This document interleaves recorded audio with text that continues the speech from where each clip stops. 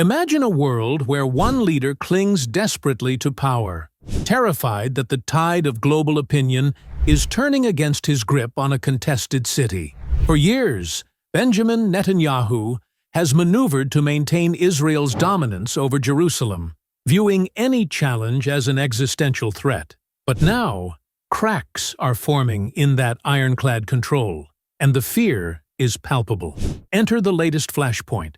France has issued a stern warning of a strong response if Israel dares to close the French Consulate in Jerusalem. This isn't just any diplomatic spat, it's a direct backlash against Netanyahu's reported plan to shutter the consulate, sparked by French President Emmanuel Macron's bold announcement to recognize a Palestinian state at the United Nations General Assembly next month. Israeli Foreign Minister Gideon Sa'ar proposed the closure during a cabinet meeting on August 17th, and Netanyahu seemed all too eager to nod along. Why? Because France's move strikes at the heart of Israel's narrative, validating Palestinian aspirations and chipping away at the occupation's facade.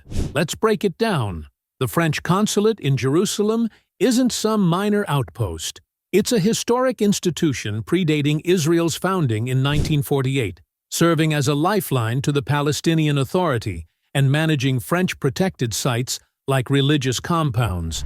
It's one of 8 such consulates from countries including the UK, Italy, and Spain, all operating independently to underscore that East Jerusalem isn't undisputed Israeli territory. By threatening to close it, Netanyahu's government is essentially punishing France for daring to support Palestinian statehood, a move Israeli officials decry as rewarding terrorism and undermining their security claims.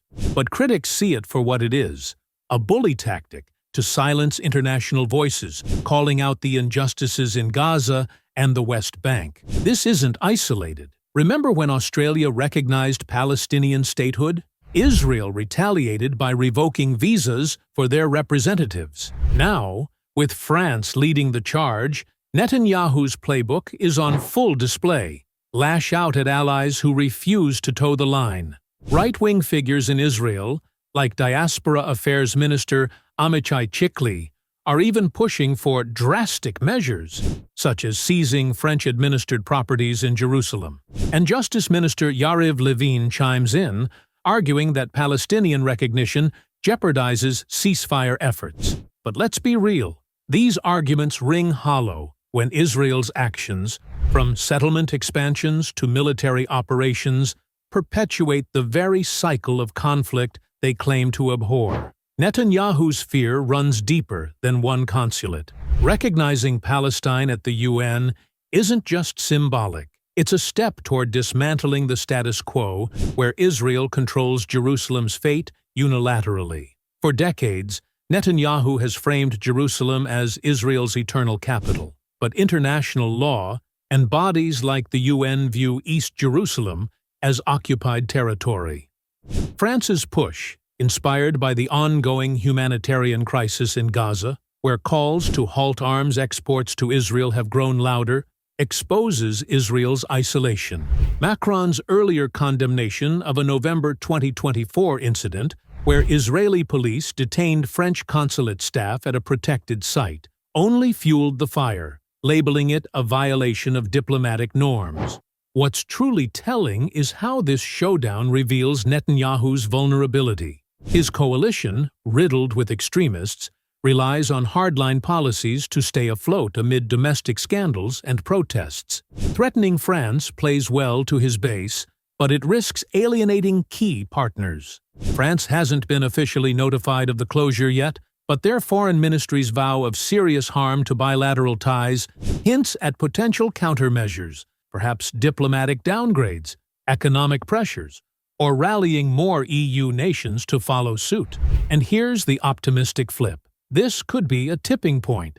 France's stance has already inspired whispers among other Western countries to recognize Palestine, accelerating a global shift. Social media is buzzing with support for Macron's principled stand, while anti-occupation activists highlight how Netanyahu's overreach only hastens Israel's diplomatic pariah status. If more nations join France, the dream of a viable Palestinian state edges closer, proving that Netanyahu's fear tactics can't hold back justice forever. In the end, this Jerusalem consulate showdown isn't just about a building. It's about control, fear, and the unraveling of an unsustainable occupation. Netanyahu dreads Palestinian recognition because it signals the beginning of the end for his vision of unchallenged dominance. As the UN Assembly approaches, the world watches. Will France's warning deter Israel, or will it ignite a broader reckoning? Stay tuned, because the momentum for change is building, and Netanyahu's grip is slipping.